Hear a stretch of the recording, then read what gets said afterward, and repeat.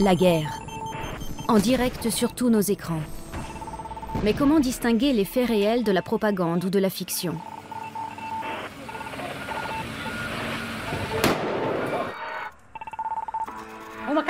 Grâce à ces images, le soldat qui a abattu ce jeune homme est aujourd'hui sur le point d'être jugé.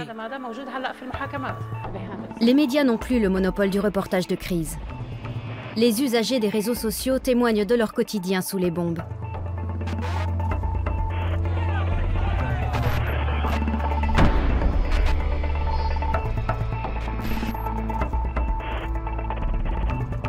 Le flot des images est incontrôlable. Говорим прямо и определенно. Российских войск на Украине нет. Selon l'OTAN, ces images satellites montrent pourtant des blindés russes sur le sol ukrainien. Entre les vidéos amateurs et les fake news, Internet livre également des informations sérieuses. Pour qui sait les recouper, elles permettent de dénoncer les violations des droits de l'homme et les crimes de guerre.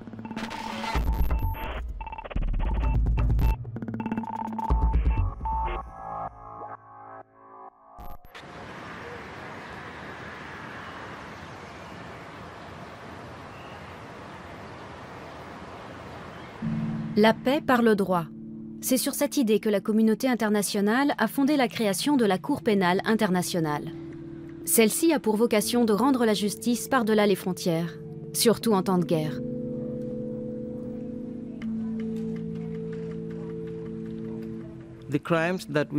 Nous examinons et jugeons des crimes qui choquent la conscience humaine. Les crimes de guerre, les crimes contre l'humanité, les génocides. Et on ne peut pas accuser quelqu'un de crimes aussi graves sans preuve à l'appui. Mais dans les zones de guerre, la collecte des preuves est complexe. Souvent, plusieurs années s'écoulent entre les crimes et le début des enquêtes.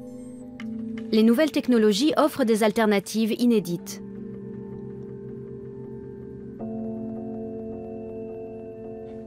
La justice a toujours eu recours à la technologie, que ce soit l'analyse des empreintes digitales ou de l'ADN. Aujourd'hui, nous avons les photos satellites, les réseaux sociaux et YouTube. C'est la réalité de notre époque. Quand des événements se produisent, la technologie permet de les enregistrer en temps réel.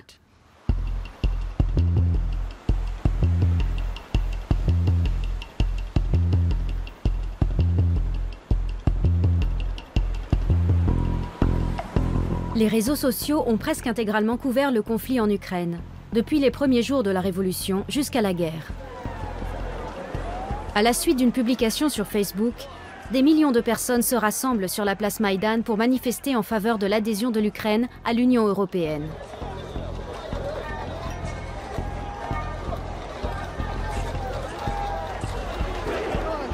Au plus fort de la répression, l'organisation Euromaïdan SOS met en ligne des informations et des conseils destinés aux manifestants.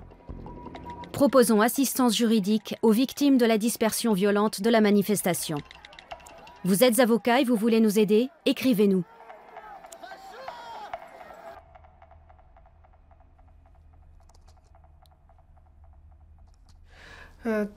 C'était incroyable. Nous avons créé la page et mis en ligne 2 publications. Immédiatement, nous avons reçu des centaines de réponses. Le téléphone n'arrêtait pas de sonner.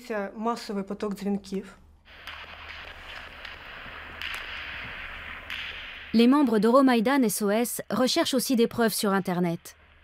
Ils visionnent les vidéos tournées par téléphone ou webcam à la recherche d'images susceptibles de prouver qui est à l'origine des violences.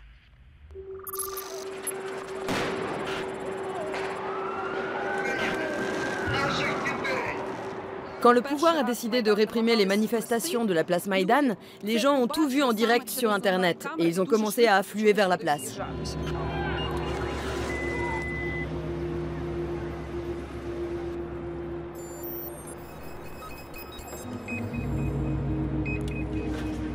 Les violences du Maïdan font une centaine de morts et plus d'1 millier de blessés.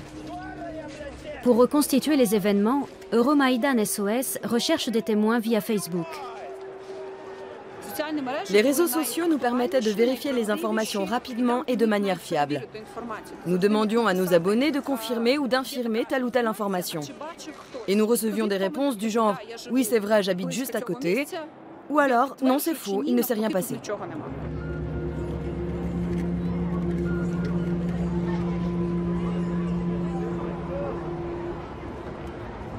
L'annexion de la Crimée par la Russie et l'émergence des mouvements séparatistes de Donetsk et de Lugansk vont déplacer le conflit vers l'est du pays. Euromaïdan SOS suit également de près la guerre du Donbass sur YouTube et Twitter.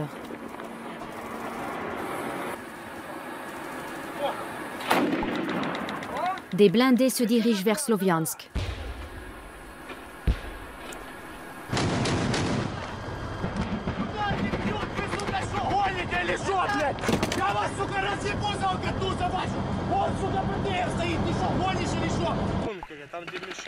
Opération antiterroriste de l'armée et des services secrets ukrainiens. Violents combats près de Sloviansk. Un hôpital pour enfants touché par une grenade à Sloviansk, en Ukraine.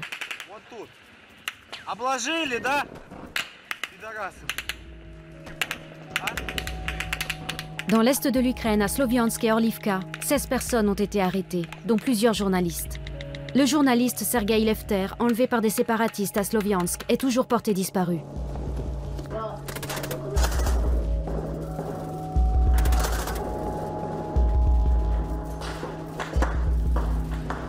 La guerre des propagandes sur Internet génère un volume considérable de données. Pour traiter toutes ces informations, Euromaïdan SOS recrute des bénévoles chargés de parcourir les réseaux à la recherche de publications fiables.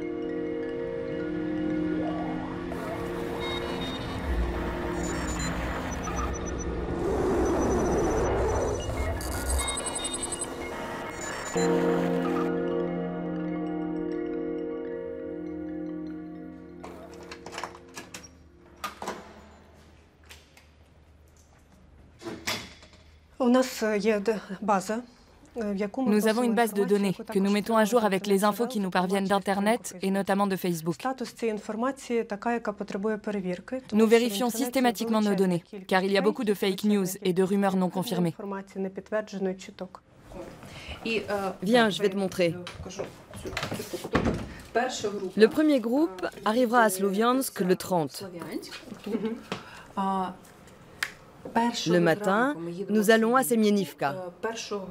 Et l'après-midi, nous irons à l'hôpital pour enfants. C'est celui qui a été touché par des tirs. Nous interrogerons le médecin-chef. Je lui ai parlé au téléphone, il nous attend.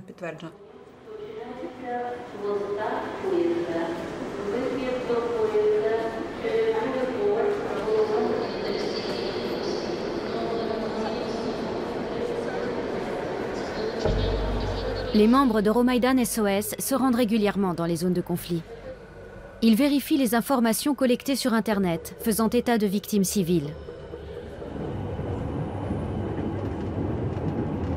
Depuis le début de la guerre, près de 10 000 personnes ont perdu la vie. Parmi elles, plus de 2 000 civils. La communauté internationale doit comprendre qu'il y a une guerre en cours ici et que des crimes de guerre sont commis. Des décisions doivent être prises au niveau international pour y mettre fin.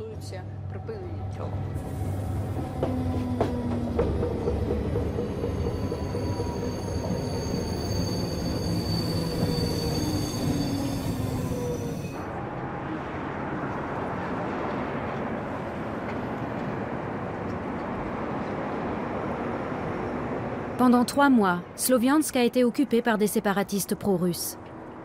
Mais après 2 mois de combat, l'armée ukrainienne a repris possession de la ville.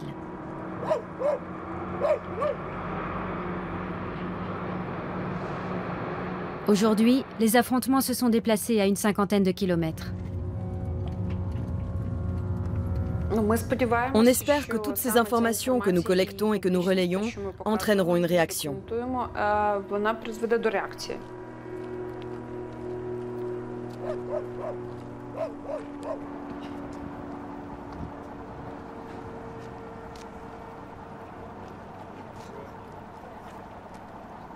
« 1er septembre 2016.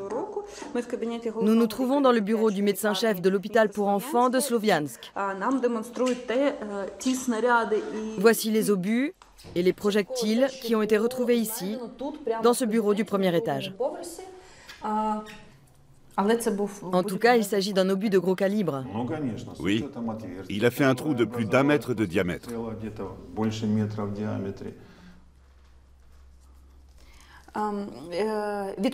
Qui vous a informé que ces tirs avaient eu lieu? Ce sont les employés de l'hôpital qui m'ont appelé.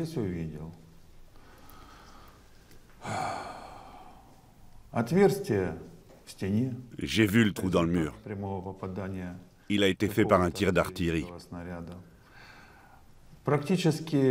Presque toutes les fenêtres ont volé en éclats. Plus d'une centaine.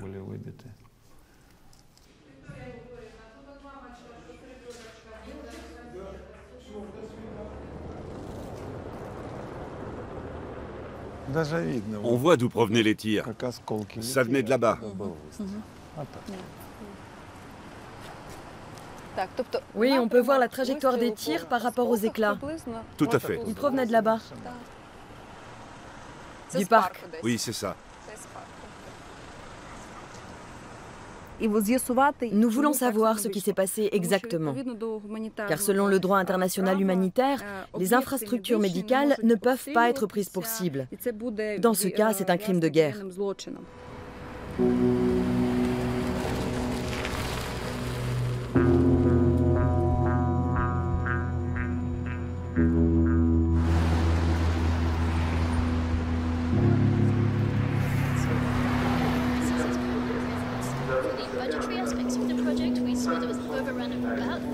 Une fois par an, les 123 États membres de la Cour pénale internationale se réunissent pour évoquer les événements en cours. L'organisation Euromaidan SOS a été invitée pour témoigner de la situation des droits de l'homme dans les zones de guerre en Ukraine. Depuis 3 ans, nous rassemblons des informations sur les crimes de guerre commis durant ce conflit. J'ai entendu des centaines de témoignages. Ce n'est pas facile. Nous espérons que la Cour pénale internationale nous entendra et qu'elle ouvrira une enquête. Cela redonnerait de l'espoir à tous ces gens. Nous souhaitons que tous les coupables de crimes de guerre soient traduits en justice.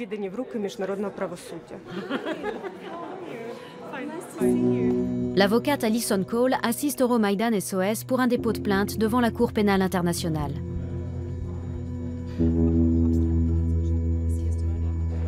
If you don't have the smoking gun, like the order in writing, then like we've talked about before, it's like building up analysis of facts to show patterns. Like, oh, this same form of commission is happening in different locations. So then we're going to build up a theory of who is at the top. Quand on enquête sur un crime à un niveau national, il y a en principe une victime et un auteur direct. En droit criminel international, on cherche à déterminer qui est le plus haut responsable.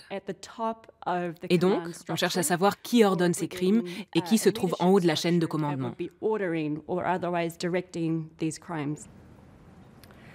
Russia continues to deny its involvement in the armed conflict in Donbas and use the term civil war.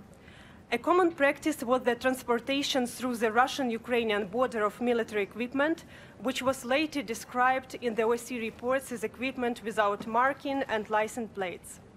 The Ukrainian position on the border are regularly shelled from Russia by Grad multiply launch rocket system, which was recorded on many videos.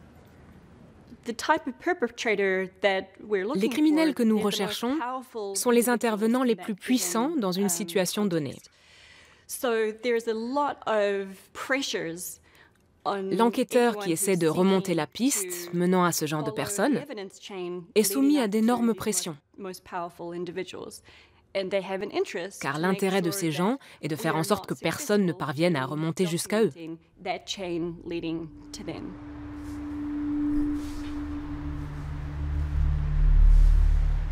Par mesure de sécurité, les membres d'Euromaidan SOS transfèrent systématiquement les données qu'ils collectent vers un cloud centralisé.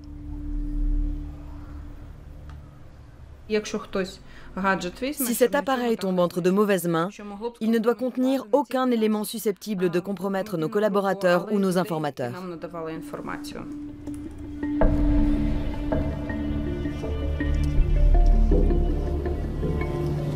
Durant l'occupation de Sloviansk, de nombreux activistes et journalistes sont emprisonnés pendant plusieurs semaines par les séparatistes pro-russes.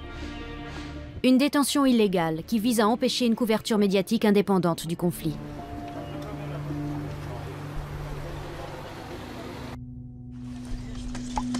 Ce sont des barbares.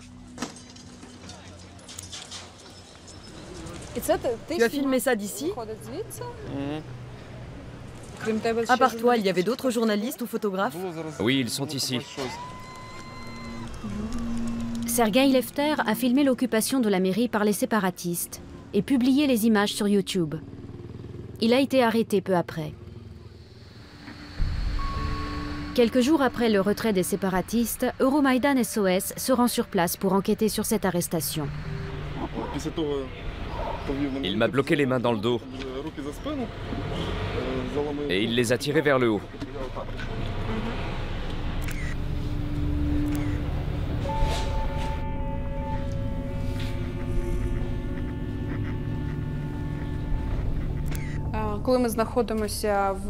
Nous allons dans des endroits où des gens ont été illégalement détenus et nous filmons leurs conditions de détention. L'accès à l'eau, à la lumière électrique ou naturelle, aux toilettes, à la nourriture et aux soins médicaux. Ces informations nous sont généralement communiquées par des témoins. Et sur place, nous recherchons des preuves qui étayent ces témoignages.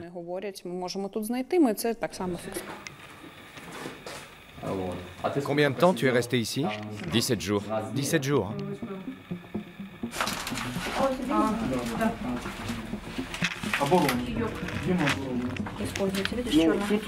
Tu vois ça?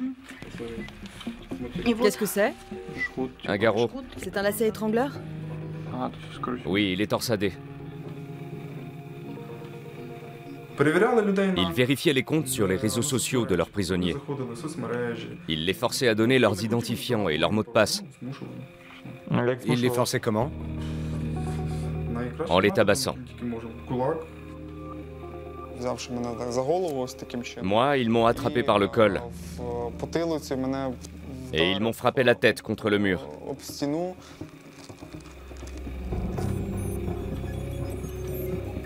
We gather a testimony of 165 people who were legally kept.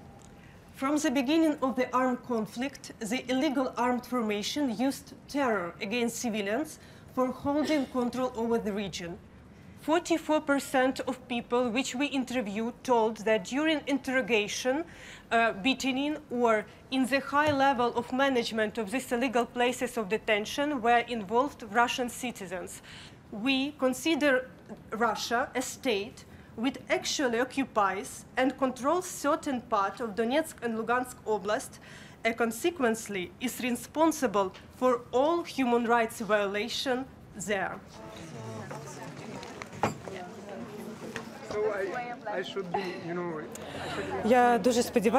J'espère qu'un jour, je reviendrai ici et que les responsables de cette guerre au Donbass auront été jugés et envoyés en prison par la CPI. Cette guerre a déjà fait 10 000 morts et 2 millions de personnes ont été contraintes de quitter leur foyer. Des milliers, des dizaines de milliers de destins ont été brisés.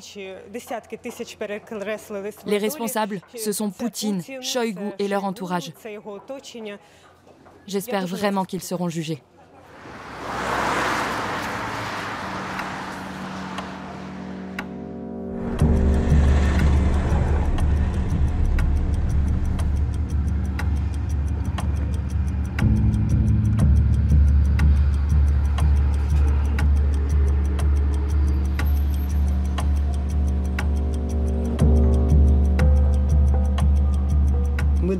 Nous voulons la transparence. Nous voulons la vérité. Nous voulons que l'armée russe et le Kremlin prennent leurs responsabilités et qu'ils cessent de dissimuler ce que font nos soldats, notamment en Syrie et en Ukraine. Kirill est russe. Il vit en exil à Kiev où il s'est réfugié, car il enquête via Internet sur le Kremlin.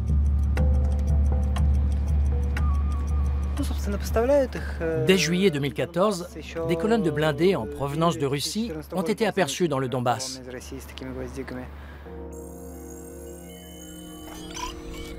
Comme beaucoup d'enquêteurs open source, Kirill publie les résultats de ses investigations sur le site web Bellingcat, un réseau d'enquêteurs connu pour avoir tracé ce convoi militaire. Bellingcat est parvenu à prouver que quelques jours avant que le vol MH17 de la Malaysia Airlines ne soit abattu, ces véhicules militaires étaient en route vers la zone d'où le tir est parti.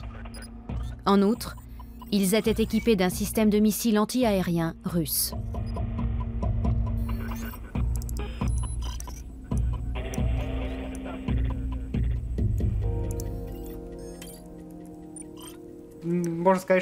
D'une certaine façon, ma passion pour les jeux vidéo m'a beaucoup servi.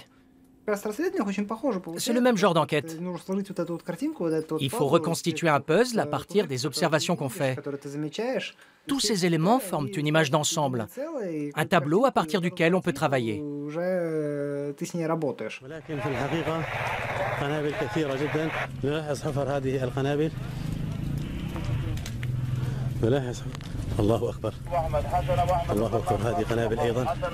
Depuis l'entrée de la Russie dans la guerre en Syrie, Kirill a élargi ses recherches au Proche-Orient.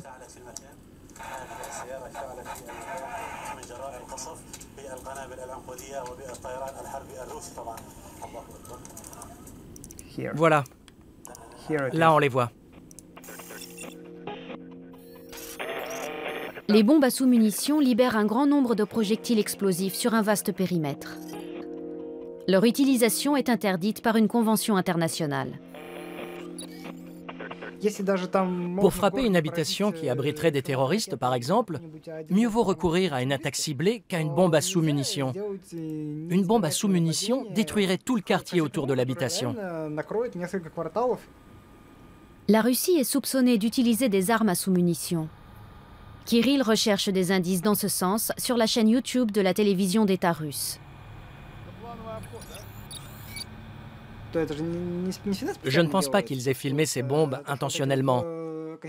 Leur but n'est pas de montrer les crimes de la Russie.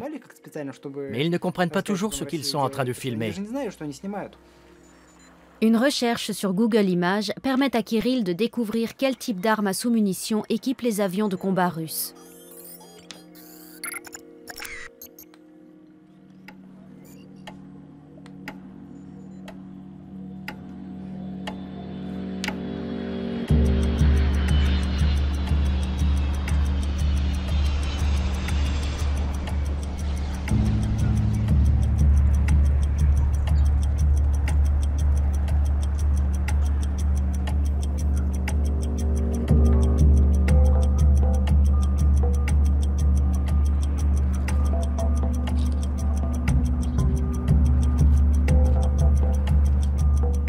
Kirill photographie un modèle de bombe à sous-munitions russe pour vérifier s'il est identique à la bombe que montre la vidéo des activistes.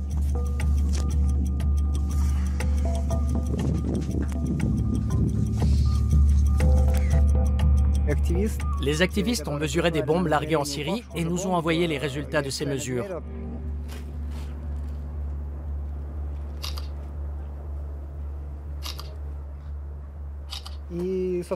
Là, je viens de mesurer cette bombe. Elle a un diamètre de 46 cm. Celle qui a été larguée en Syrie a sans doute été déformée par l'impact. Mais on peut penser que ce sont bien les mêmes bombes.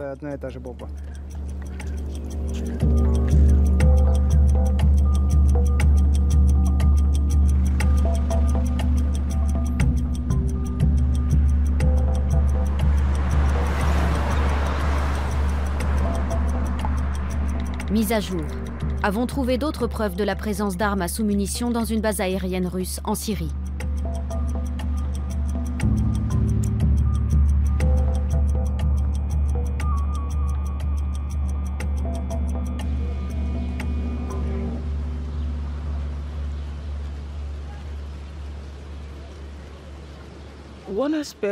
Dans mon travail de procureur général, j'ai opté pour un changement de stratégie. Je veux accorder davantage d'importance à de nouvelles formes de preuves. En août 2016, la procureure Fatou Bensouda mène l'accusation contre le leader islamiste Al-Mahdi pour crimes de guerre au Mali. Charges we have brought against Ahmed Al-Mahdi Al-Faqi involve most serious crimes. They are about the destructions of irreplaceable historic monuments, and they are about a callous assault on the dignity and identity of entire populations and their religion and historical roots. Durant l'été 2012, le groupe islamiste Ansar Dine, proche d'Al-Qaïda, occupe la ville de Tombouctou. Les preuves nous sont fournies par leur matériel de propagande. Leurs photos et leurs vidéos témoignent de ce qu'ils ont fait. Les islamistes détruisent plusieurs mausolées datant du Moyen-Âge, dont certains sont classés au patrimoine mondial de l'UNESCO. Sur Internet, de nombreuses vidéos montrent ces gens en train de commettre des crimes.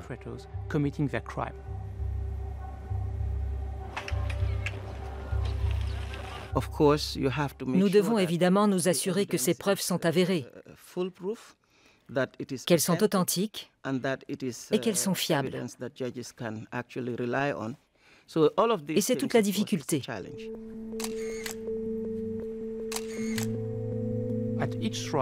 Des équipes d'enquêteurs ont pris des photos de chaque mausolée. Nous avons ainsi pu créer des images panoramiques à 360 degrés de chaque site, ce qui nous a permis d'établir que telle vidéo avait bien été tournée à tel endroit. Un outil de visualisation interactif a été développé spécialement pour cette affaire. Il permet de recouper les preuves et de localiser les lieux des destructions. À l'arrière-plan, on reconnaît la même barrière.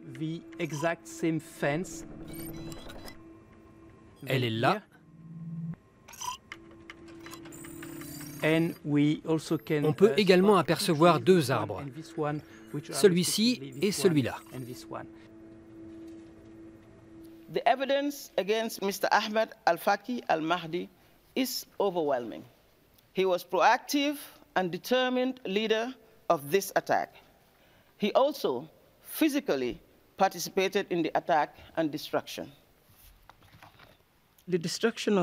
La destruction d'édifices religieux, historiques ou culturels est clairement définie par le statut de Rome comme un crime de guerre. En s'attaquant aux croyances des gens, on détruit leur identité, leur passé, leur histoire. Il s'agit bien d'une attaque perpétrée contre des êtres humains pour ce qu'ils sont, car leurs croyances sont une de leurs raisons d'être. Notre message est clair. Ces crimes ne resteront pas impunis. Nous enquêterons systématiquement sur ce genre de faits, car ils relèvent de la compétence de notre tribunal.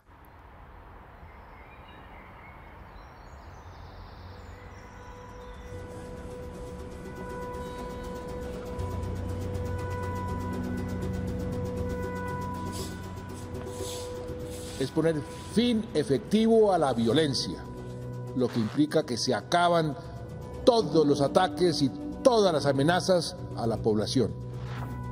Le président colombien annonce qu'après plus de 50 ans de guerre civile, les FARC sont prêts à déposer les armes. C'est la fin de la dernière guérilla d'Amérique latine.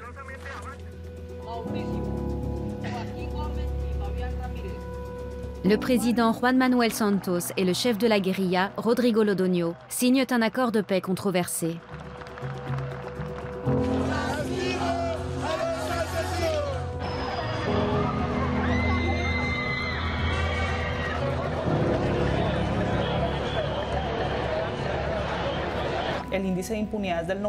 Le taux d'impunité est de 98%, ce qui veut dire que la quasi-totalité des graves violations des droits de l'homme, commises au cours de ces 30 ou 40 années de conflit, n'ont toujours pas été jugées.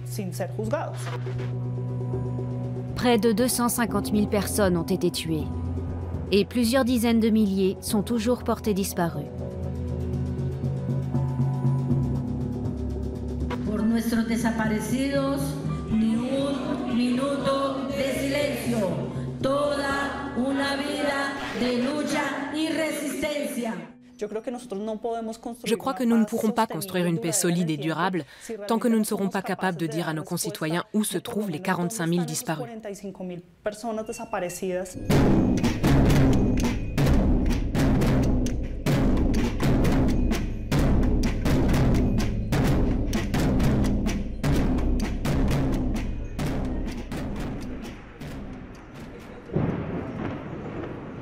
En 2002, un groupe paramilitaire envahit les environs du village de Chamesa. En 2 ans, il fera disparaître 150 habitants. À ce jour, seules les dépouilles d'une vingtaine de personnes ont été identifiées. On va là? Oui, bien sûr, on va par là. C'est là qu'a été découvert le corps de Saul. L'organisation Equitas tente de retrouver d'autres disparus. La ligne jaune, c'est la limite entre les zones, c'est ça? Oui, c'est ça.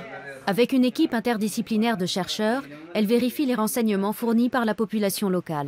Tout ça, c'était des camps paramilitaires. Il y en avait un dans l'école.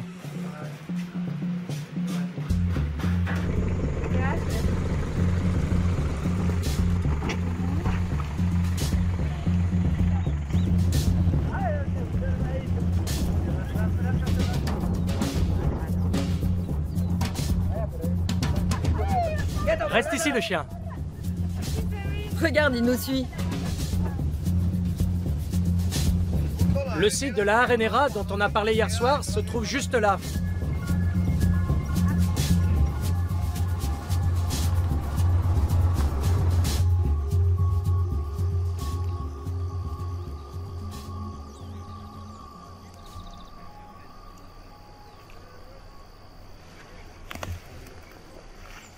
No pasa un vacío. Ahí hay una piedra. Hay una piedra. Echemos otra carrerita aquí de ese palo para arriba. Nous savons que les paramilitaires creusaient des fosses d'une profondeur d'environ 80 cm. Si cette tige ne s'enfonce pas sur plus de 20 cm, on est sûr qu'il n'y a pas de fosse.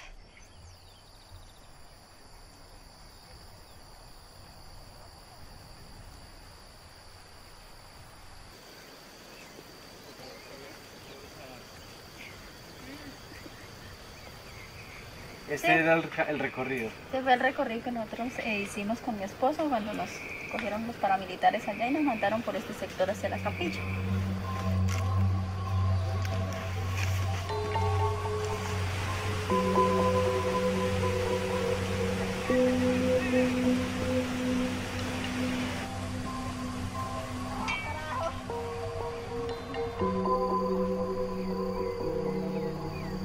Les paramilitaires accusaient les habitants du village de complicité avec la guérilla.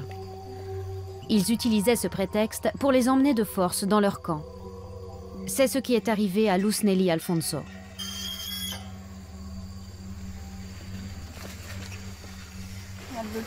C'est ici que mon mari et moi avons été séquestrés.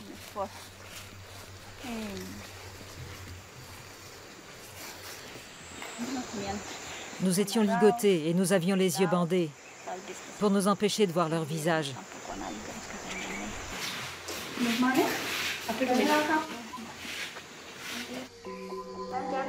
Plus tard, ils ont fait sortir tout le monde.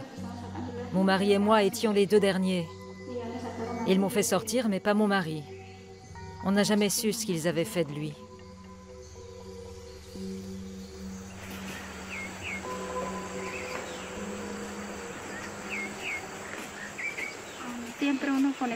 Ce sont toujours les mêmes questions qui reviennent. Où est-il? Qu'est-ce qui s'est passé? Qu'est-ce qu'ils lui ont fait? J'ai besoin de savoir la vérité. Et pourquoi ils l'ont fait disparaître?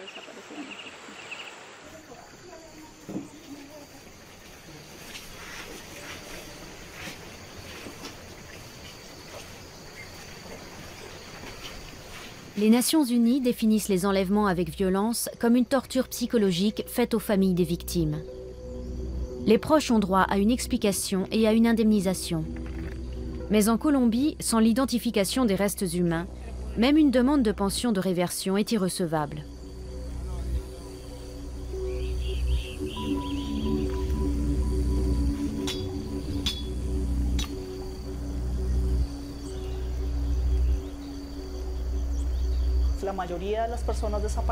La plupart des disparitions ont eu lieu au compte-gouttes. Et les personnes disparues ont été enterrées ou abandonnées dans des endroits difficilement accessibles. C'est ce qui rend le travail de l'organisation Equitas si difficile. Les méthodes de recherche conventionnelles ne sont pas efficaces. Il faut donc mobiliser d'autres connaissances scientifiques.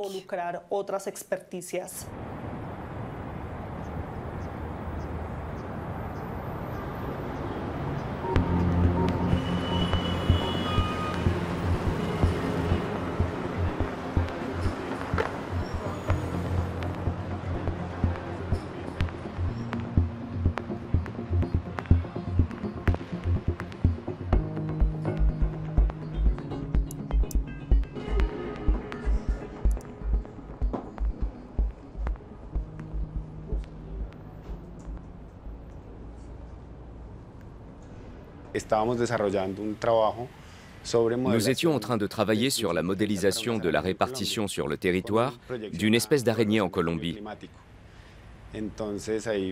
et en particulier sur l'impact du changement climatique sur l'aire de répartition de cette espèce.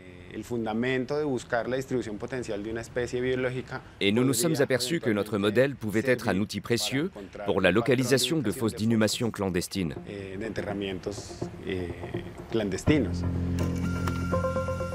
Le modèle mathématique de prévision se base sur les coordonnées GPS des charniers déjà recensés. Un algorithme calcule les positions possibles d'autres fosses d'inhumation. L'algorithme compare les données de différents lieux. En l'occurrence, ici, les données des différents emplacements des fosses. Il les compare et génère un modèle statistique qui permet de déterminer quelle zone d'un périmètre donné présente le plus de similitudes avec l'emplacement des fosses déjà localisées.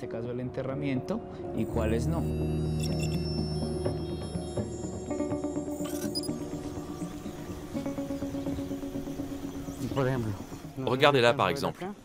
Je ne sais pas si vous pouvez voir. Nous allons à l'endroit où a été exhumé le corps de Saúl Laverde. Ça, c'est le chemin que nous suivons. On va aller sur place et relever les données.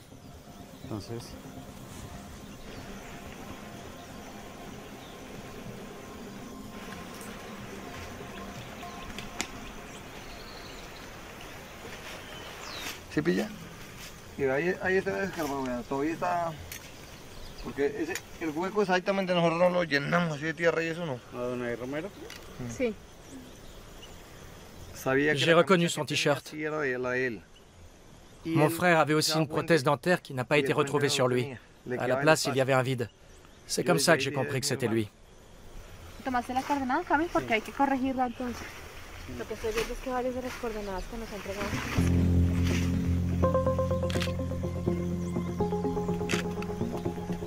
Plus d'une dizaine de fosses ont été découvertes. Elles présentent toutes des caractéristiques similaires, comme l'altitude, la végétation et la proximité d'un point d'eau.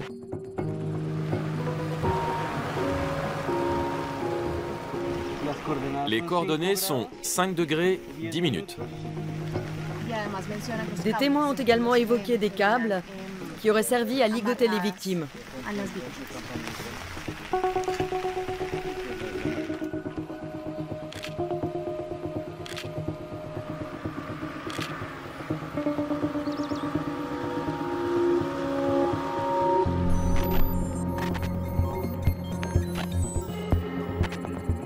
Les données collectées sur le terrain enrichissent progressivement le modèle de prévision. Les chercheurs espèrent ainsi affiner les calculs de leur algorithme.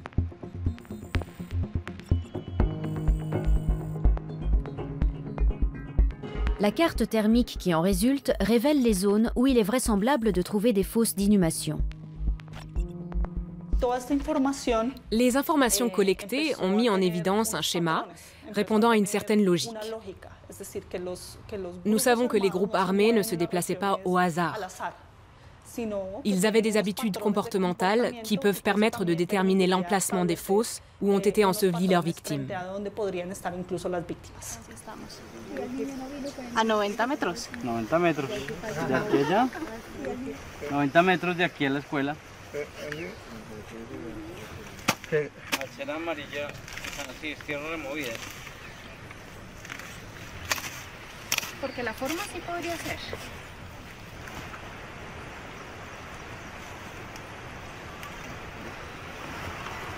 Sí, pelos. Sí. Sí, señor. Eso no se sabe todavía nada. Sí, claro, ese fue el olor que me llegó ahorita. Ahí está. L'un des échantillons prélevés contient des cheveux et dégage une odeur de décomposition. Nous prenons des photos et enregistrons les coordonnées du site. Elles seront transmises au procureur pour qu'il puisse procéder à l'exhumation du corps.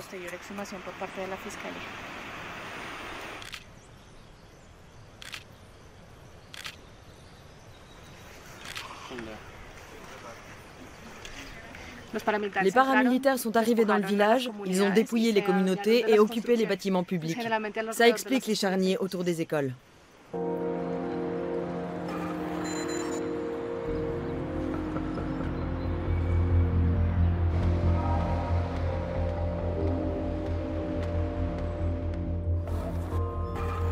Nous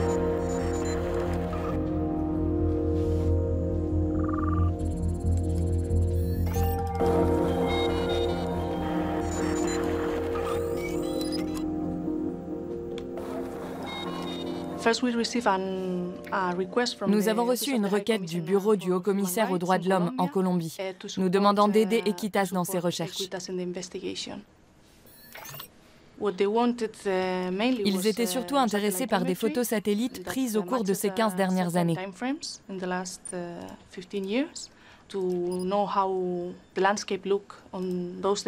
Cela pouvait leur permettre d'intégrer ces informations à leur modèle de prévision.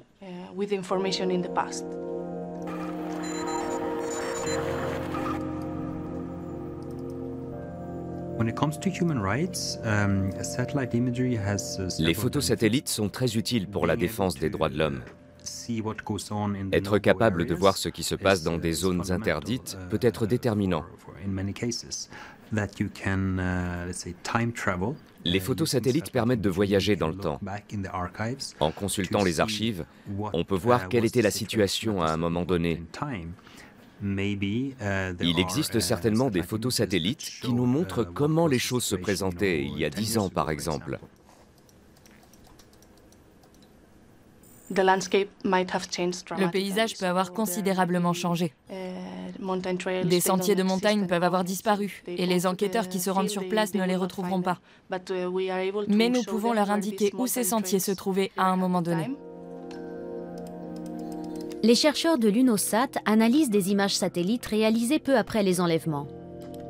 Ils identifient des facteurs essentiels pour les recherches, comme la végétation, les sources d'eau et le réseau de sentiers de l'époque.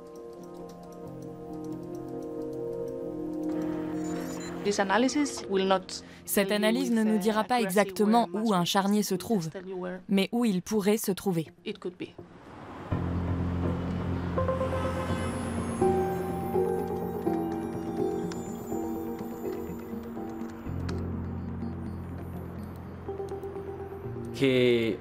Nous savons que les groupes paramilitaires empruntaient les sentiers existants pour déplacer les gens d'un lieu à un autre.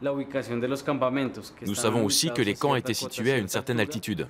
Ce sont des éléments importants.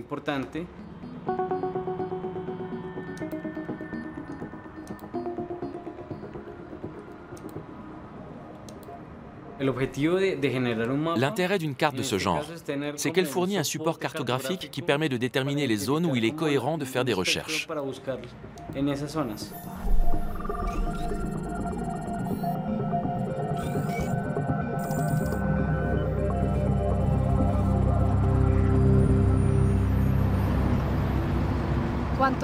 Combien de temps ça prendra encore pour couvrir toute cette zone ?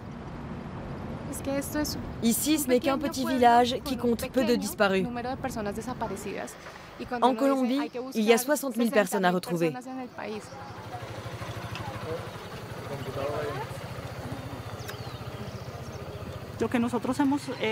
Les techniques empruntées à la géophysique, comme le radar à pénétration de sol et la tomographie, ou certaines méthodes utilisées pour la recherche pétrolière et minière, peuvent nous être utiles pour détecter les perturbations causées par les fosses au niveau du sol. Ces méthodes permettent également de couvrir des zones beaucoup plus importantes en beaucoup moins de temps. Équipés de matériel de géologie, les membres d'Equitas partent pour une expédition de recherche. Le premier objectif est situé à une journée de cheval. Il s'agit d'un ancien camp paramilitaire, idéalement situé sur un sommet montagneux au milieu de la jungle.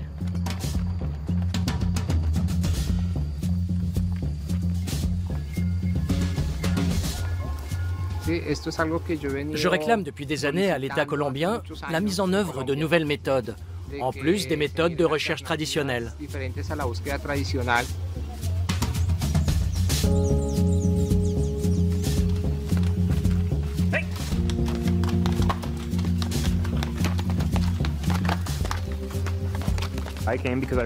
Je suis ici parce que je crois en la mission d'Equitas et à l'utilisation des nouvelles technologies pour la défense des droits de l'homme. Il y a des familles ici qui ont perdu des proches et je trouve que c'est important d'essayer de les aider.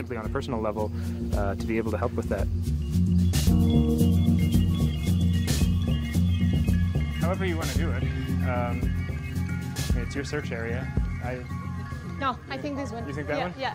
Okay. Le point numéro 7, correspondant au sommet numéro 2.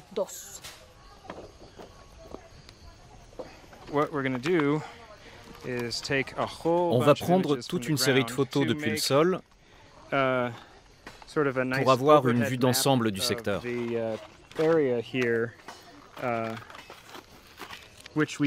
On ne peut pas prendre de photos satellites à cause des nuages et de la végétation. Il faut faire des essais. On va voir si ça marche dans une forêt aussi dense.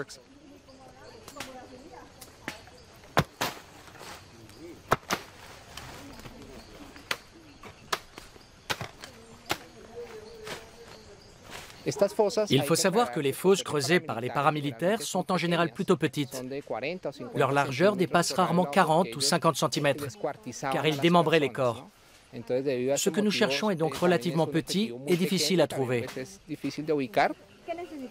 A limpiar todo esto porque aquí van a ir puestos los electrodos.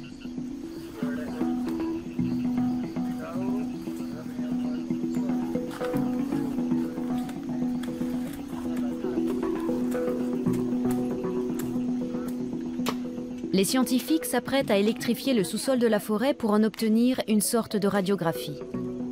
Pour ce faire, ils placent 18 électrodes sur une ligne droite.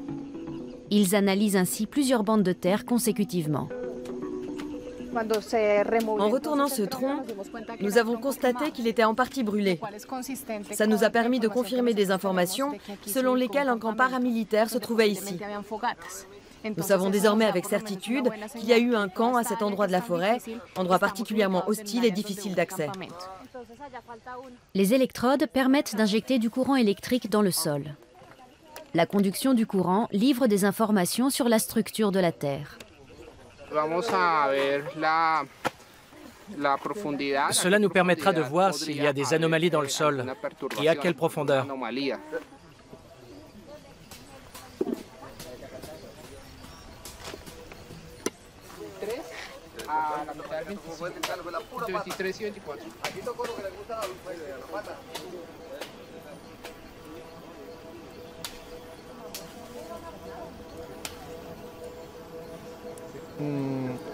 Ici, on constate une anomalie. C'était toujours jaune ou rouge. Ou vert. Oui, vert. C'est la première fois qu'on voit du bleu. On croise les doigts.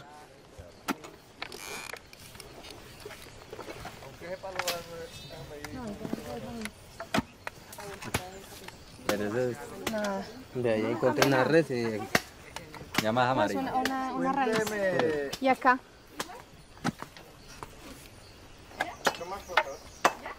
¿Dónde ahí? Ajá, un cascajo. A ver, un cascajo. Eso es cascar tierra normal, pero cascar.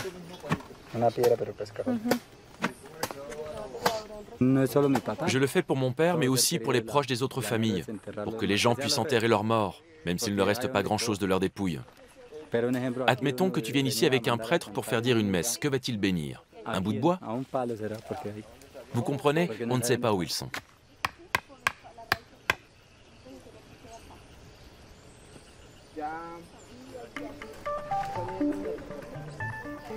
Avec les photos qu'ils ont prises, les chercheurs effectuent une mesure du sol par photogrammétrie. Le traitement numérique des photos permet de constituer une carte en 3 dimensions de la zone de recherche. Cette carte en 3D fournira aux enquêteurs une image en très haute définition de la surface de toute cette pente, vue d'en haut. Et ils pourront orienter cette carte comme ils le souhaitent. Cette carte permet de relever d'éventuelles irrégularités dans le sol autour de l'ancien camp, car les recherches sur le terrain n'ont rien donné.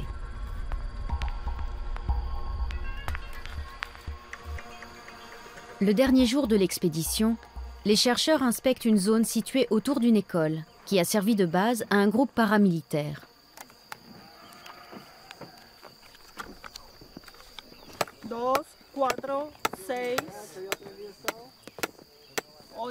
Si falta uno.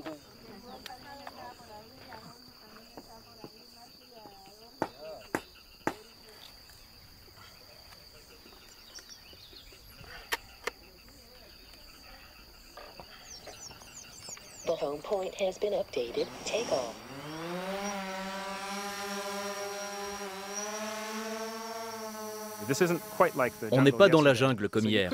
On pourrait donc prendre une photo satellite de l'endroit. Mais on n'obtiendrait pas une résolution de 2 cm par pixel comme avec ce drone.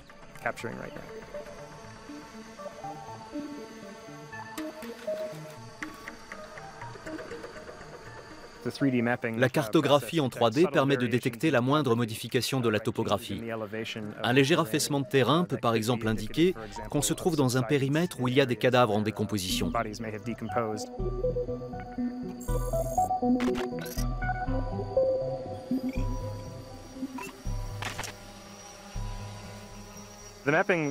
Cette cartographie servira à Equitas pour la planification des recherches à venir.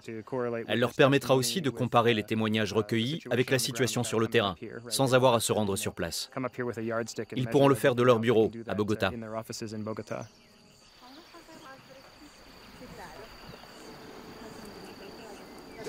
En fait, ça se maintient en ligne droite. De 30 à 80. Exactement. Más para acá. Justo ahí encima. Eso. Por favor.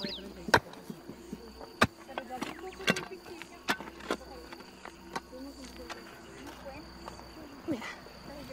Están los cascos. Cascos. Sí. Ya sabemos que sí funcionó, que se aplicó, entonces mejor proceder allá. Dans cette zone, le tomographe nous a signalé la présence de quelque chose à environ 70 cm de profondeur. On l'a trouvé, mais ce ne sont pas des restes humains.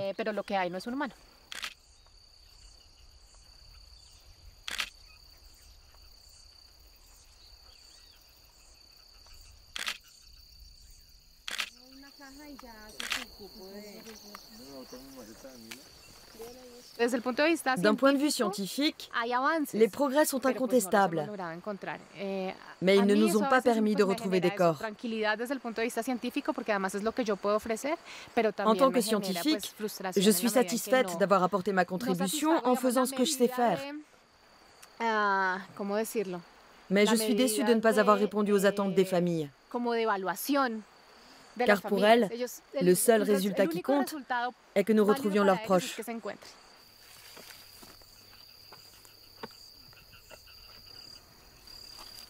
Nous ne baisserons pas les bras. Nous avons recueilli énormément d'informations, notamment grâce aux drones. Le traitement numérique de ces données nous permettra d'être plus rapides lors des prochaines sorties sur le terrain. Nous avons aussi pu établir suffisamment de points de comparaison qui vont nous simplifier la tâche. C'est un bon début, non ?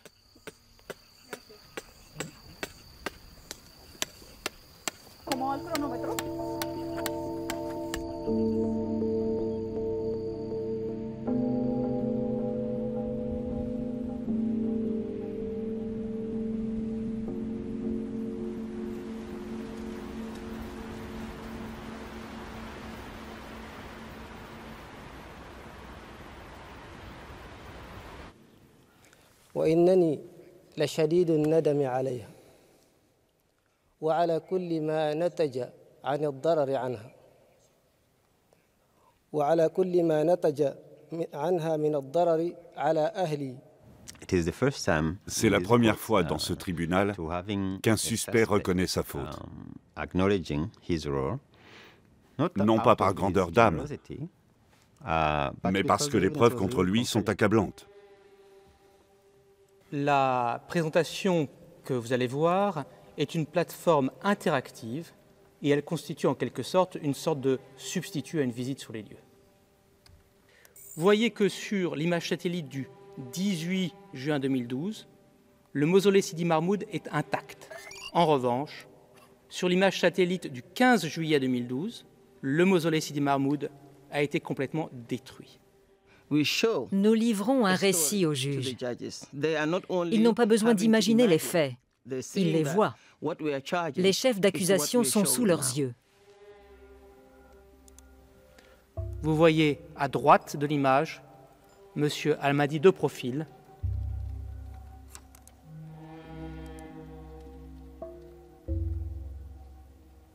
À la seconde 00, en haut à gauche sur le mausolée, avec la pioche, c'est M. Almadi. Les preuves de ce genre sont parfois moins contestables qu'un témoignage. Imaginons que nous n'ayons pas pu nous rendre à Tombouctou. Grâce à cette technologie, le procès pourrait quand même avoir lieu. Vous allez y voir M. Almadi, près des grilles du cimetière.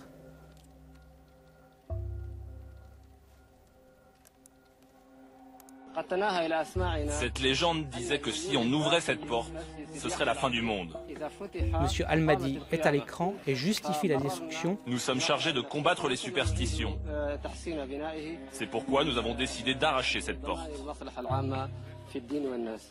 Personne ne peut dire que cela s'est produit par accident. Ça, nous n'avons pas besoin de le prouver. Ce que nous voulons prouver, c'est que ces personnes ont agi en connaissance de cause. Il s'est lui-même enregistré à plusieurs reprises pour expliquer ce qu'il faisait. Nous avons au moins 6 vidéos similaires, tournées sur d'autres sites. En les visionnant successivement, on se rend parfaitement compte qu'ils suivaient un plan préétabli. La destruction des coupoles et des mausolées, construits sur les tombes, correspond aux ordres de notre prophète, qui avait ordonné de faire la même chose en son temps. Là encore, expression du plan commun et de la mens rea chez M. Almadi. Quand vous parvenez à démontrer de façon incontestable qu'un tel a commis tel crime, vous avez accompli votre devoir envers la communauté internationale, mais aussi envers les victimes. Car c'est cela qui importe, en finir avec l'impunité. Notre message est très clair. Ceux qui prennent part à ces conflits doivent être conscients que les actes qu'ils commettent peuvent être filmés et que ces images peuvent être utilisées contre eux. Mr. Almadi, the crime which you have been convicted of is of significant gravity. The chamber unanimously sentences you to 9 years of imprisonment.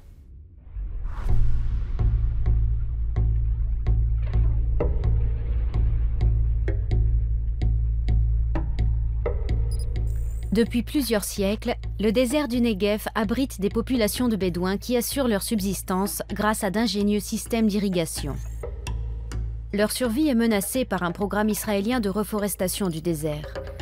Un projet pour lequel les Bédouins ont été déplacés de force.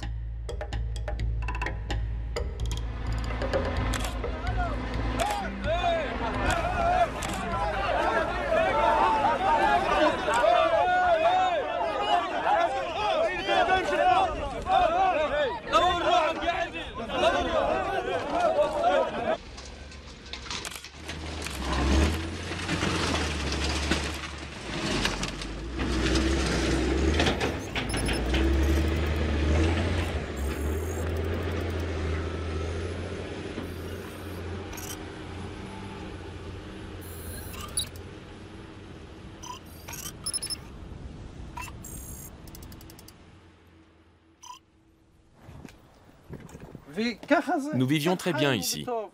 Regardez, nous avions des troupeaux de moutons. Là, c'est le premier troupeau. Et plus loin, c'est le deuxième. Et ça, c'était les cuisines? Oui, dans ce bâtiment noir. D'accord.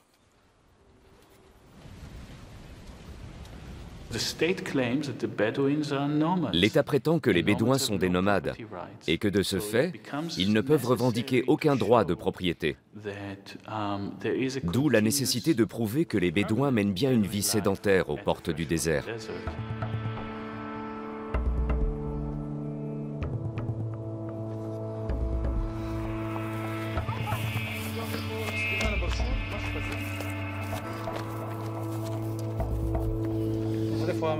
L'endroit où se trouvaient les puits devrait être par ici. Là où nous sommes, il y a 2 puits. Je pense que ça, c'est celui-là. Et nous sommes au premier. Oui, c'est ça. Et là, c'est le puits d'Abou Shérout. D'accord. Ces puits témoignent de l'effort des Bédouins pour rendre ces terres cultivables depuis des générations. Leur technique, qui consiste à stocker l'eau dans le lit de rivières asséchées, leur a permis d'établir des colonies permanentes.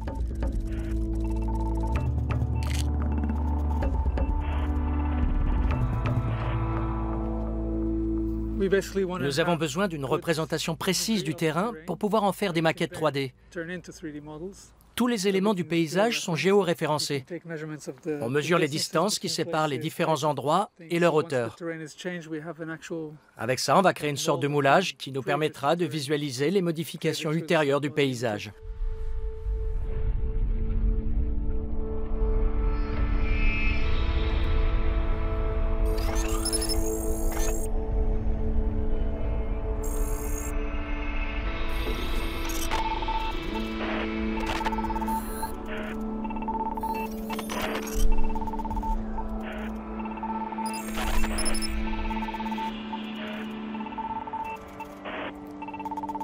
Faute d'images satellites haute résolution en accès libre, le laboratoire Forensic Architecture photographie la région depuis le ciel. Avec un cerf-volant, car les drones sont interdits.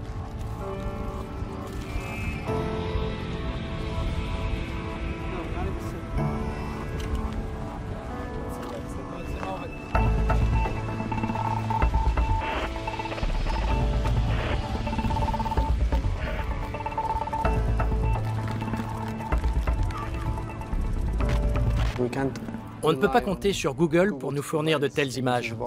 C'est impossible. La cartographie qu'on réalise montre la destruction du site, la progression de la forêt et la manière dont l'État enlève aux Bédouins toute possibilité de retour.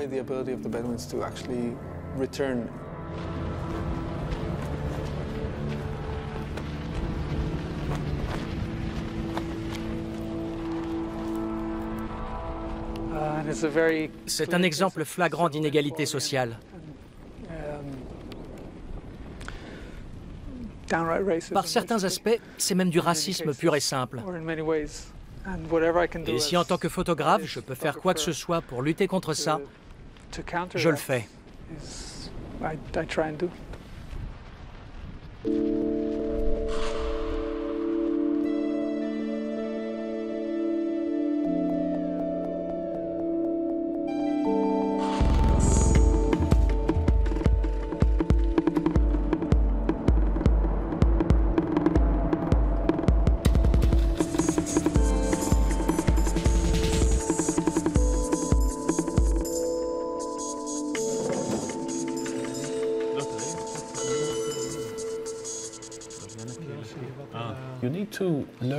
Il faut apprendre à lire la topographie et à interpréter les différentes traces.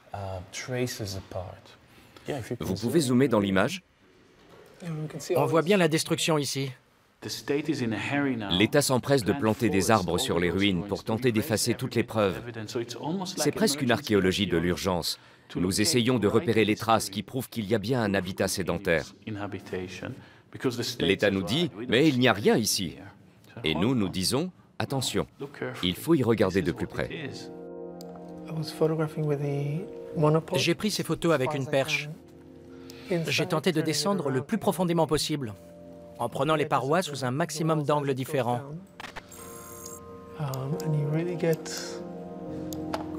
Ça donne une bonne représentation de l'intérieur du puits.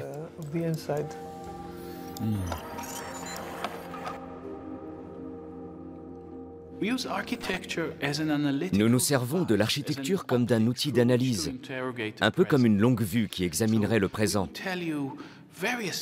Nous pouvons déduire beaucoup de choses sur ce qui est arrivé à des civils, sur les événements qui ont eu lieu sur un champ de bataille ou dans une forêt, rien qu'en analysant ce qui a subsisté. Pour analyser les journées les plus meurtrières de la dernière guerre de Gaza, Forensic Architecture a modélisé la ville de Rafah en 3 dimensions. Le modèle localise des photos et des vidéos réalisées par des habitants de Gaza. Le but est de reconstituer avec précision les événements survenus entre le 1er et le 4 août 2014.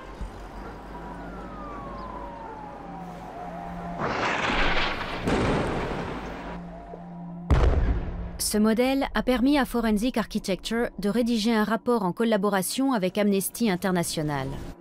Le rapport Black Friday. Vendredi noir. Ce document contient de nombreux indices de crimes de guerre et de crimes contre l'humanité.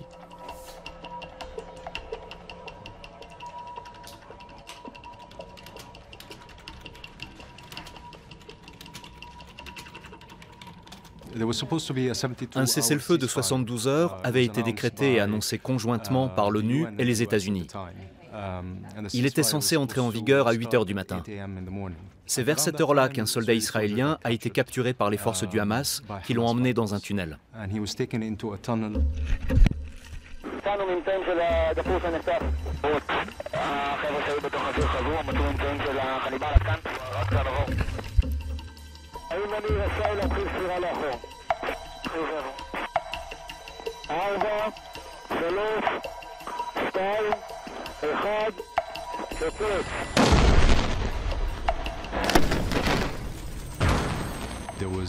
L'artillerie a immédiatement pilonné la zone, puis les chars sont arrivés, et les avions.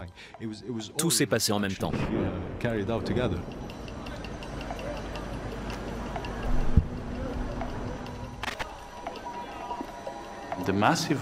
Des bombardements massifs ont eu lieu sur tout le parcours du tunnel.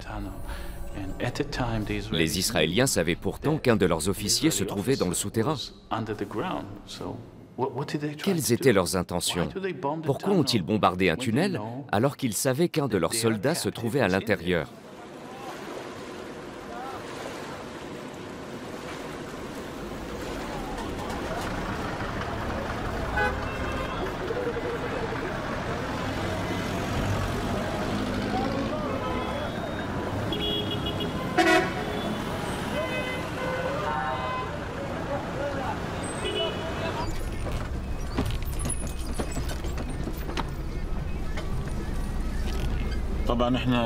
Nous sommes très près de la frontière israélienne. Elle est à environ 500 mètres.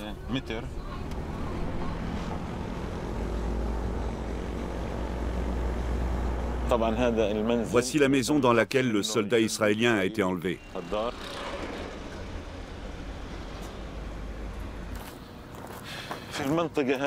L'entrée du tunnel se trouvait à peu près ici.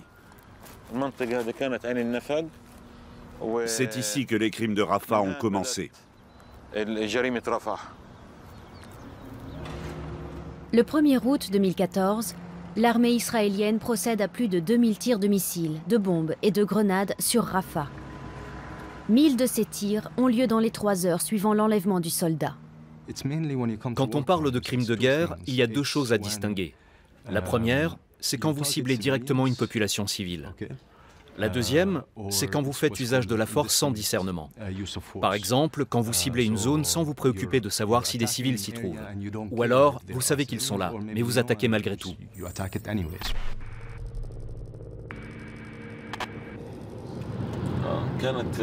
Quand je suis arrivé sur le pont de Gaza, il y avait des blindés à l'est de la ville qui lançaient des missiles vers des zones désertées. Les tirs n'étaient pas très précis. Ils ont touché quelques maisons et des voitures sur la route. J'en ai vu plusieurs en train de brûler.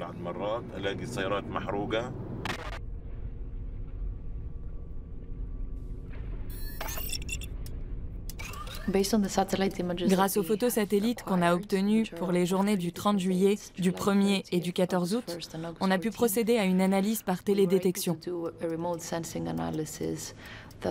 On a comparé les images du 30 juillet et celles du 14 août. Un simple calcul permet de déterminer quels pixels changent d'un jour à l'autre. On obtient alors une image qui montre ce qui a changé. Et en étudiant cette image, on a pu visualiser le parcours des chars.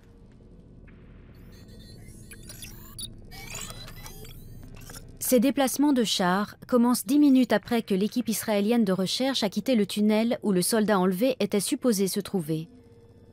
Des blindés, suivis de bulldozers qui creusaient le long du tunnel, font route vers le nord en direction de la route Salah al-Din.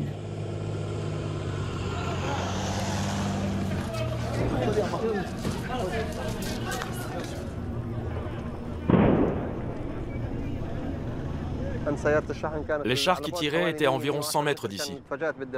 J'ai demandé où était ma fille. On m'a dit qu'elle était tombée, ici même, à l'endroit où nous sommes.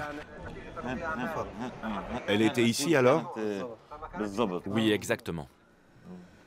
On venait de s'installer pour boire le café. C'est là que les tirs de missiles ont commencé. J'ai regardé ma montre. Ils ont tiré 3 missiles en l'espace de 10 secondes. C'est ce qui m'a décidé à sortir de la maison. On est sorti par la porte qui se trouve en haut des escaliers.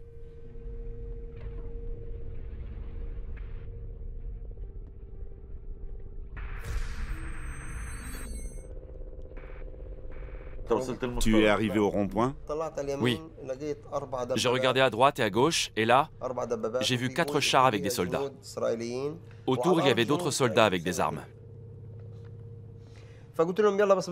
J'ai dit, on va passer par le chantier, celui qui longe la route. Celui-ci? Oui.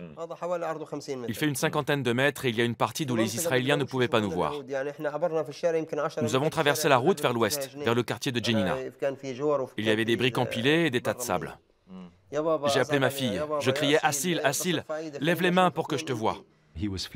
Abou Mohsen était en train de fuir avec ses filles, et un char leur a tiré dessus. Le char a sciemment visé l'endroit qu'il tentait de fuir. Et ça, c'est un crime de guerre. Et il y a forcément quelqu'un qui est responsable de cet acte.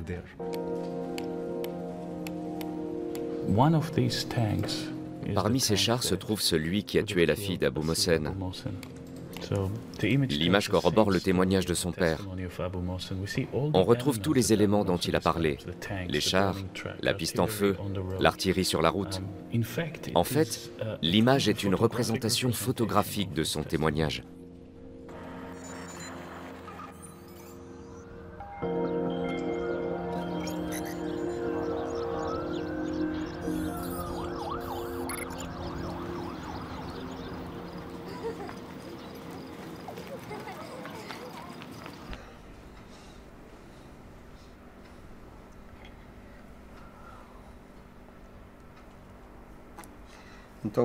Tout ça me fait revivre des moments très durs.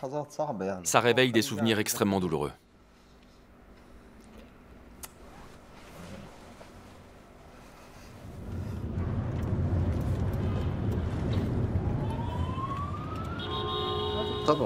Notre travail n'est pas facile, bien sûr.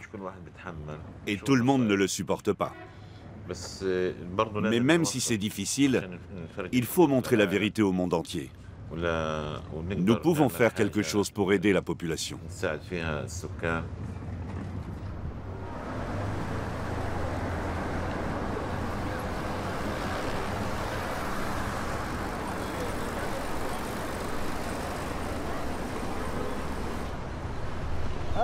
L'obus est tombé ici. Oui, ici. Regarde, on voit encore la trace. Il a explosé tout près de l'école. Oui, des éclats d'obus ont été projetés dans la cour. Et devant, il y avait des stands avec des commerçants qui vendaient leurs produits. Ils ont tous été tués.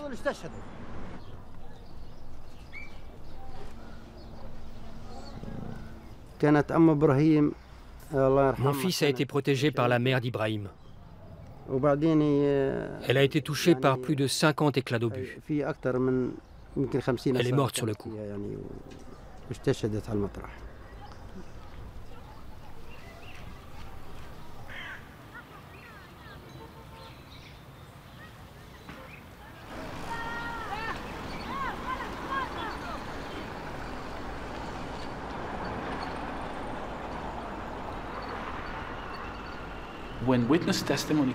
Généralement, les Israéliens ne croient pas aux témoignages provenant des habitants de Gaza.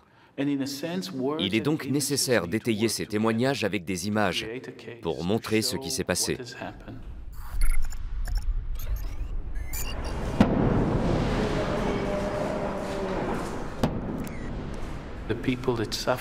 Au lieu de fuir, les victimes des violences filment ce qui se passe, parfois au péril de leur vie. Puis ils mettent les images en ligne. Nous sommes allés sur tous les réseaux sociaux de langue arabe pour récupérer le plus d'images possible. Si on se contente de les visionner telles quelles, on ne comprend rien. Pour reconstituer le fil des événements, il faut replacer ces images dans leur contexte spatial et temporel. Et là, on s'aperçoit que tous les éléments du récit sont présents. C'est la preuve que les témoins disent la vérité.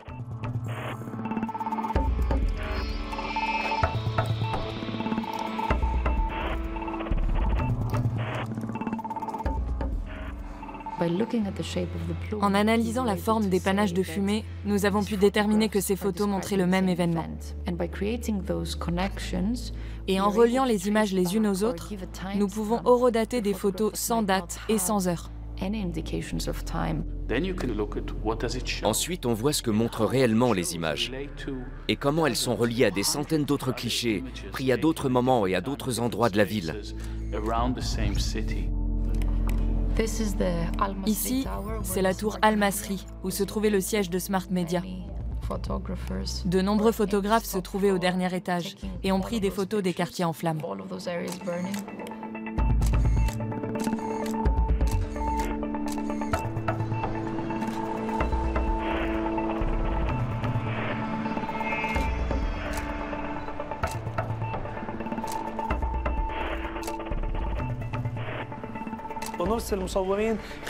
Nos photographes sont arrivés sur place en quelques minutes. Ils ont pu prendre des photos qui témoignent des crimes commis, des cadavres et des blessés ensevelis sous les décombres. Et au fur et à mesure, nous avons envoyé ces photos aux médias et aux sites d'information.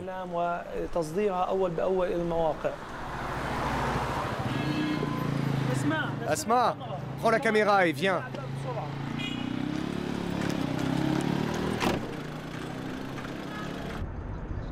Nous essayons de montrer ce qui se passe réellement, les tueries au quotidien. Notre but est d'interpeller la communauté internationale et les défenseurs des droits de l'homme et de leur dire « Regardez, voilà la vérité ».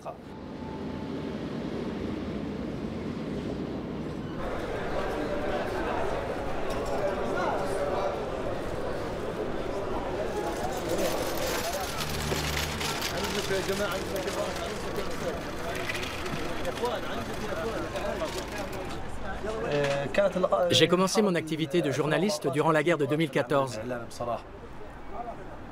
Au départ, j'ai un diplôme d'infirmier. Pendant la guerre de Gaza, j'ai travaillé à la fois en tant qu'infirmier et en tant que journaliste.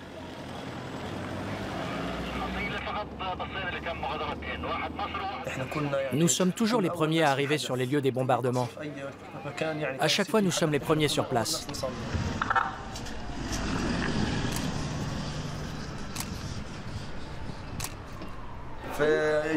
Lors du fameux Vendredi Noir, un collègue et moi, on est allé prendre notre service au centre ambulancier à 8 heures.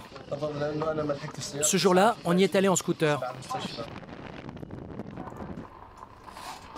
On a été très surpris de voir des gens fuir dans notre direction. Forensic Architecture analyse les ombres sur la vidéo pour déterminer l'heure à laquelle elle a été réalisée. La fumée d'une bombe ne sert pas uniquement d'horodateur. En procédant par triangulation, on peut situer avec précision l'endroit où les bombes sont tombées. Ensuite, on essaie de localiser les cratères. Nous avons analysé la répartition des bombes et des cratères sur le champ de bataille et les moments où ces cratères sont apparus. Nous avons fait un tracé du tunnel là où nous pensions qu'il se trouvait. Et nous nous sommes rendus compte que le tracé des bombes correspondait exactement à celui du tunnel.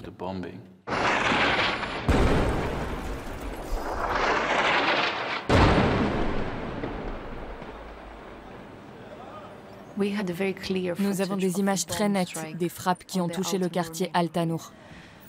Elles ont été prises à l'endroit même où les frappes ont eu lieu.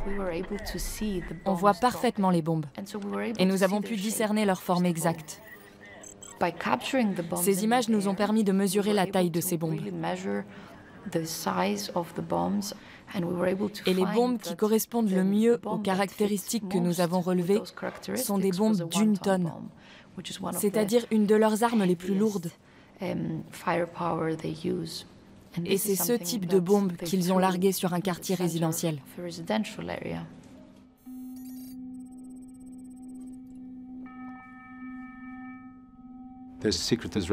Dans l'armée israélienne, il existe une procédure secrète qui s'appelle la directive Hannibal. Elle lui permet d'utiliser tous les moyens nécessaires pour empêcher la capture de soldats israéliens vivants. En d'autres termes, la directive Hannibal permet à l'armée de tuer ses propres soldats pour éviter qu'ils ne servent de monnaie d'échange. La comparaison des panaches de fumée laisse supposer que d'autres bombes d'une tonne ont été utilisées.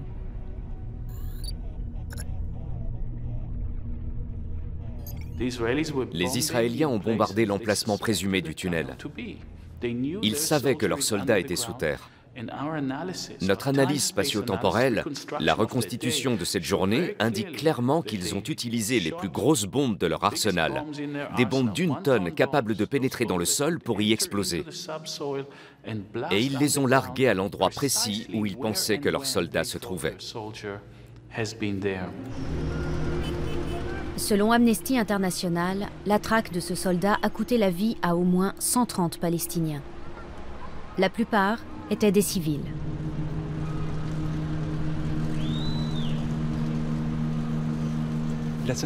Admettons que le tunnel représentait une cible militaire parce qu'il abritait des combattants du Hamas, ou que le soldat israélien s'y trouvait effectivement. Quoi qu'il en soit, le largage de 2 bombes d'une tonne est totalement disproportionné. Selon les lois internationales, c'est un crime de guerre. La Cour pénale internationale a ouvert une enquête préliminaire pour vérifier ces accusations.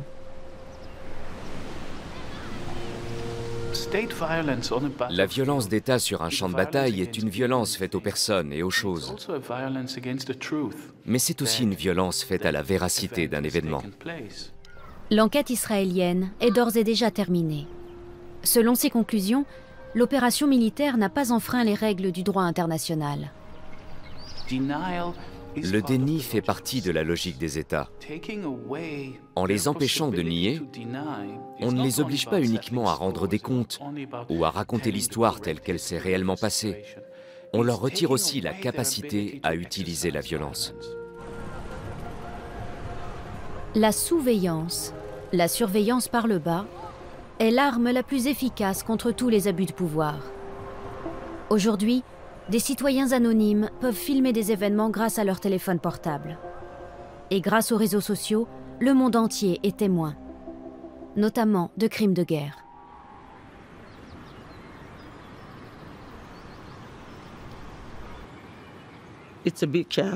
C'est une chance unique qui s'offre à nous. La justice, c'est la vérité. Et faire en sorte que les événements qui se produisent soient enregistrés ou filmés, c'est un réel progrès pour la justice de demain.